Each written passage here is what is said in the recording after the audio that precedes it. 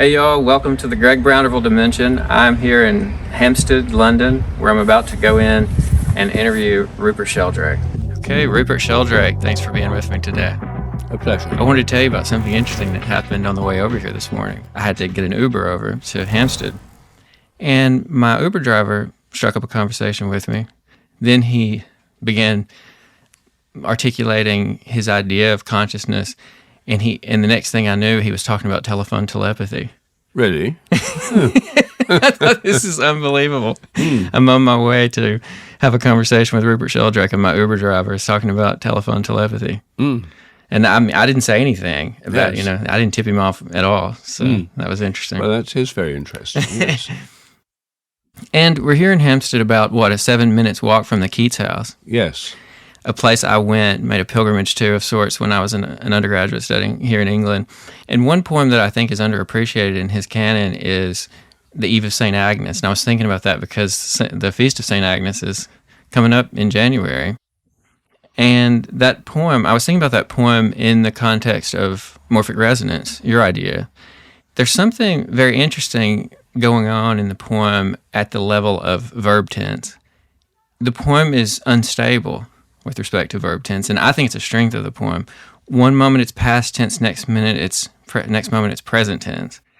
And it's hard to track any kind of logic behind it.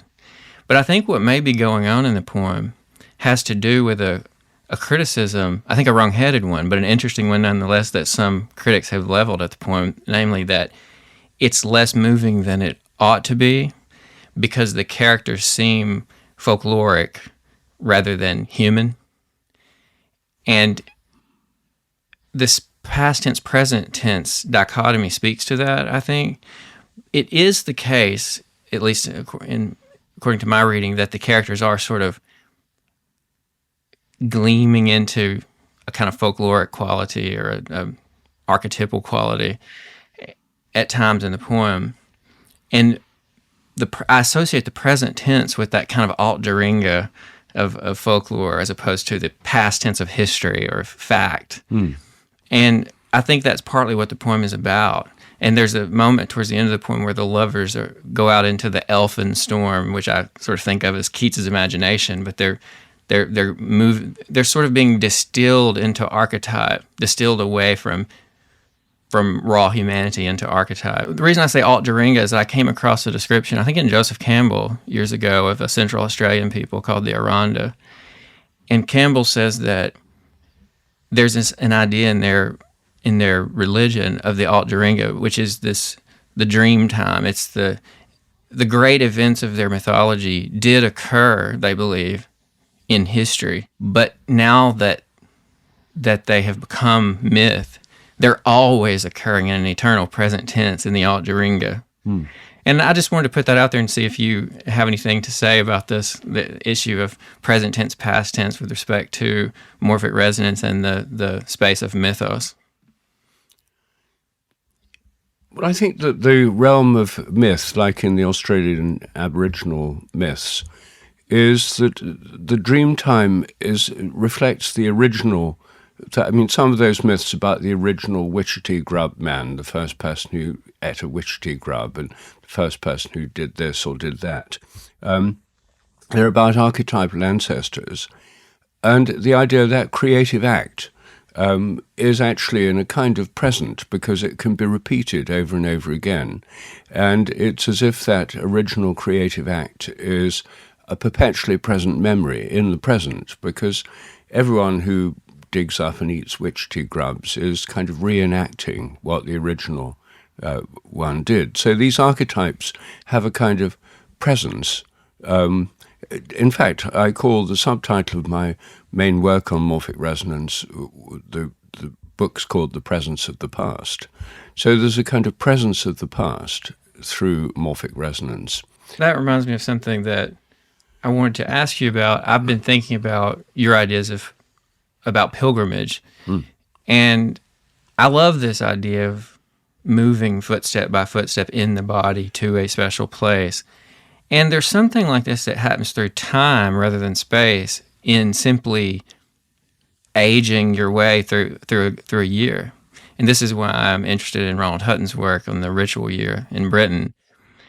And as I've been thinking about the ritual calendar, reading Hutton, thinking about this, I've noticed the psychological implications, almost the aesthetic implications, you might say, of the ritual calendar. For example, Halloween, or my favorite version of it in Hinton St. George, Punky Night, happens there in the fall, and then Christmas comes after that. And there's a suggestion for me that terror is an ingredient in the awe that we feel at Christmas time, or that magic around Christmas time. The calendar teaches you that because there's Halloween back there, back darkening the holiday of Christmas. And these rituals are conservative. I mean, for example, in Hinton St. George, Punky Night, there are these rhymes that are said every year, like Adam and Eve wouldn't believe it's Punky Night tonight. Then comes, after the midwinter celebrations of Christmas, you get Carnival. And I wonder whether you see Carnival as being similarly conservative or a release from that conservatism. How do you view the meaning, kind of the spiritual or psychological meaning of Carnival? Carnival, where there's this period of sort of celebration and wildness before the fasting period of Lent, is, again, part of an ancient pattern. All the feasts in the traditional liturgical calendar, not just in the Christian calendar, but in other cultures too, including shamanic cultures, feasts are preceded by fasts. So the Feast of Easter is preceded by the fast of Lent. And in Anglican and Catholic liturgical calendars, most of the great feast days are preceded by a fast or a vigil beforehand. And so Halloween is the eve of the Festival of the Dead. And Carnival is like the opposite. It's a feast before a fast, and then the fast is before the Feast of Easter. And it's, Carnivale, often interpreted as Carnivale, farewell to meat. Most Christians traditionally gave up meat for Lent. They still do in many parts of the world. And so farewell to meat. Before the fasting period, you have this period of excess, of dancing, of drinking, of fun. And again, I think these are all part of the structuring of the year, which is very important for most human societies. And I think that the liturgical year, I lived in India for 7 years, and one thing I really liked there was the way that the whole culture of the Hindu culture is involved in their festivals. The great festivals involve everyone, the kids, the grown-ups. They go to the temples, they have the chanting, they have the celebrations, they have the festivities, as the whole year is marked and structured by these festivals. And we have that too in the Christian liturgical calendar. But at the Protestant Reformation, the Protestant reformers said there's nothing in the Bible about all these festivals. There wasn't, because they were European festivals that were incorporated into Christianity as it spread through Europe. It incorporated what was there before. And the same idea, they abolished pilgrimage because they said all places are holy places, easily turns into no place is a holy place. So it's just real estate. And you lose out on the beautiful pace of the ritual year and the kind of living tarot of the thing. Exactly. I think that I find the liturgical year, the ritual year, structures life and gives, and it still exists even for people who are non-religious. I mean, there's in America that people still observe Thanksgiving, which is this national ritual, and Christmas is still widely observed. But I think recovering a sense of these festivals is very important because we need times of collective celebration. It's when people feel connected to each other as well as to the liturgical year, and connected to ancestors as well, people who've celebrated them in the past. I wanted to ask you read you a couple of quotes by the Irish poet Yeats and see what you think about this. It reminds me of some of your ideas. In an essay he wrote, I believe in 1901, called Magic, he says, "I believe in the practice and philosophy of what we have agreed to call magic, in what I must call the evocation of spirits, though I do not know what they are, in the power of creating magical illusions, in the visions of truth in the depths of the mind when the eyes are closed. And I believe in three doctrines which have, as I think, been handed down from early times and been the foundations of nearly all magical practices. These doctrines are, 1, that the borders of our minds are ever shifting, and that many minds can flow into one another, as it were, and create or reveal a single mind, a single energy. That the borders of our memories are a shifting, and that our memories are a part of one great memory, the memory of nature herself. That 3, that this great mind and great memory can be evoked by symbols. And then, along with that, he later in the essay, he says, I cannot now think symbols less than the greatest of all powers, whether they are used consciously by the masters of magic or half unconsciously by their successors, the poet, the musician, and the artist. At first, I tried to distinguish between symbols and symbols, between what I call inherent symbols and arbitrary symbols. But the distinction has come to mean little or nothing. Whether their power has arisen out of themselves or whether it has an arbitrary origin matters little, for they act, as I believe, because the great memory associates them with certain events and moods and persons. Whatever the passions of man have gathered about becomes a symbol in the great memory. Well, yes, I mean, he's really talking about what Jung called the collective unconscious, archetypes in the collective unconscious. I mean, that's another way of putting some of these ideas. Right. And I think there's a collective memory. The whole idea of morphic resonance, my idea of a resonance across time based on similarity, is that all species have a collective memory. The instincts of a baby spider when it starts spinning its web without having to go to a web training school or a spider class or anything like that. They just do it instinctively. And I think that they're drawing on the collective memory of countless orb web spinning spiders in the past, and they just know what to do. It's like a memory. It's like a habit of the species. And I think instincts are habits of species that's based on a collective memory. You know, when you watch dogs and cats, when a dog before it sleeps sort of turns round and in a circle, I mean, to create this sleeping space. This is some ancient habit of the species from, long before dogs were domesticated. And we see these instincts in our domestic animals that are very, very basic. They're collective memories. And we have them ourselves, and each culture has its own way of creating. Each language has its own collective memory. I mean, the metaphors that are built into our language, all of these are collective memories. None of us invent the English language; we inherit it. And so there's a sense where Yeats is talking about memories blending into each other and fraying at the edges. I mean, there's a great deal that's collective about our memory in the very language we use. I wonder what you make of the centrality of language in Christian scripture. For example, the creation itself seems to be a speech act in Genesis, and the famous verses in John, in the beginning was the Word, and the Word was with God, and the Word was God. What do you make of that?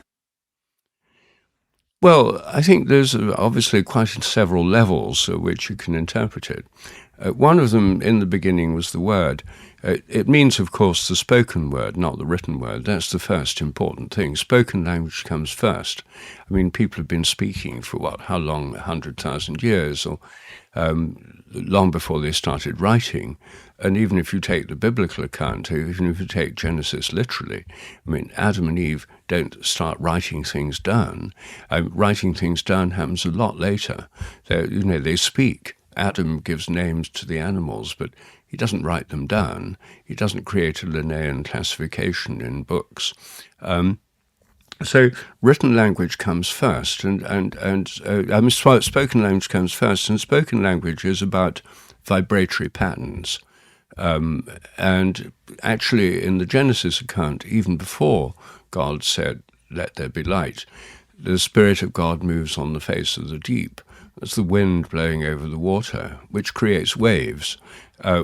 So vibratory patterns come first, and we see this in many other traditions. The Hindu tradition, yes, with Om and as the primal sound. So I think one thing that tells us is that vibratory patterns, in other words, processes, come first. Not static things, but processes. Words are processes. They take time. Each word has a beginning, middle, and end, and it takes time to happen based on a flow of breath. So it's a process, a spoken word. That's one thing. And the second aspect, I think, is that the Christian culture comes about through the synthesis of Judaic insights that came from the Judaic tradition through Jesus, but also through Greek tradition and Greek philosophy and the Greek way of looking at the world. The New Testament, after all, is written in Greek, and we have even the most literal biblical fundamentalists.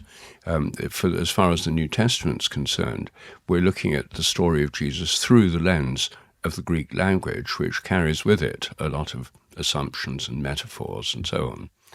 And one of those is the Platonic tradition, which was so strong in influencing Greek thought. It is that there's a realm of forms or ideas beyond space and time. That is what Plato thought in his philosophy. That there's the world that we live in is a reflection of ideal forms or archetypes. Every horse is a participation in a horse archetype that's beyond space and time, that's somehow transcendent. And everything in this world is like an imperfect copy. Well, that idea is, again, it's not just of antiquarian interest. It got built into science in the 17th century with the idea that God's a mathematician and there are archetypal laws of nature, mathematical laws of nature beyond space and time. Everything in nature is just a reflection of those eternal archetypes. And so even the most hardcore atheist says they believe that nature is explained by the laws of nature. Well, no one's ever met a law of nature. They're supposed to be everywhere. They're supposed to act on everything. They're omnipotent. They're omnipresent. They're immutable. In fact, they have most of the traditional qualities of God because originally, philosophically, they are part of the mind of God. So I think what happened in the early Christian theologizing, and in fact, right at the beginning, as we see in the prologue to St. John's Gospel, is that these Greek concepts of the realm of the logos, the word logos, you see, is very much a word from Platonic philosophy, and is that realm of forms or ideas. And so the idea is that the divine mind has thoughts, forms, or ideas within it. And that but it also, the divine mind isn't just static, though. They're not static forms, because there's also the Holy Spirit, which is the divine dynamical principle, a process of flow, change, or a dynamic energy. So the logos is the spoken word, which has shape or form or structure, as in Plato's ideas, but in order to be spoken has to have the flow of breath or energy or spirit. And, that's the principle of the Holy Trinity. The principal metaphor is speaking. The word is like when I'm speaking now, when you speak. The word has shape, form, or structure and meaning. And if I speak, then I have to have the outflow of the breath. If I just have the words in my mind, they're silent, they're not expressed. If I have just the outflow of the breath, there's no structure, form, or meaning. But spoken language has both flow of process and in time and structure, form, linked to archetypes, because each word is only meaningful because everyone knows the same word. If it was just my individual sound that I was making up, it wouldn't have any meaning. So it's precisely because they have this archetypal quality that they work. So I think that this idea of the Holy Trinity, that God is not just an undifferentiated blob or just a mind that's static, but has internal organic structure, that God is both the knower and that which is known, the knower and the known, or the speaker and the word that's spoken. And so the idea of Jesus as the second person of the Trinity, clearly through him were all things made. Clearly they weren't all made through Jesus of Nazareth, who comes along long after the world has been created by whatever account you choose. He couldn't have made all things as Jesus of Nazareth. I mean, he may have made things as a carpenter, but he couldn't have made the entire universe. That is the logos, the divine principle, which the Christian doctrine was incarnated in a human form. But the primal logos, the second person of the Trinity, is that formative principle of the whole of nature. The way you're describing how language works reminds me of Percy Bysshe Shelley's wonderful essay in Defense of Poetry, in which he says that in its infancy, language itself is poetry, because you have to come up with a sound and get a series of sounds somehow to perform the universe, mind to mind. Well, I think that's also an idea. Owen Barfield, the great philosopher of language, in his book Poetic Diction,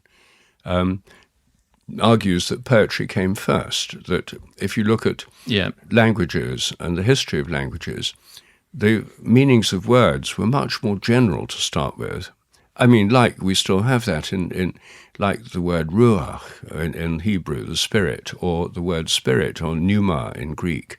Atman. I mean, the same word means breath and wind and air and sort of life force and so on.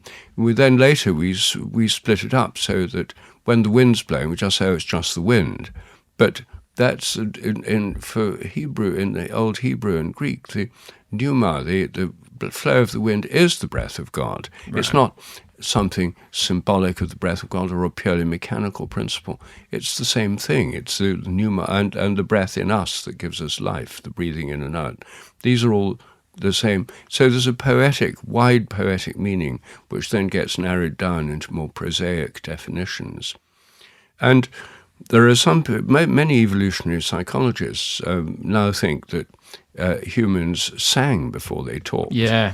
And singing came first as a way of unifying groups. Singing together is very fundamental to human nature. You're in a kind of resonance with each other, and this leads to physiological resonances. Even heartbeats become more synchronized. So singing together is probably a very early stage, and singing together would have, maybe on this theory of Barfield's, then given rise to some more poetic type of language. And then it became more and more sort of defined and narrowed down in its meanings, more prosaic. And then the way Shelley explains this is that the poet has to come back and make that all fresh again. So he has this beautiful formulation that poetry purges from our inward sight the film of familiarity which obscures from us the wonder of our being. That's very well put, yes. Very good. Very good to talk with you, Greg.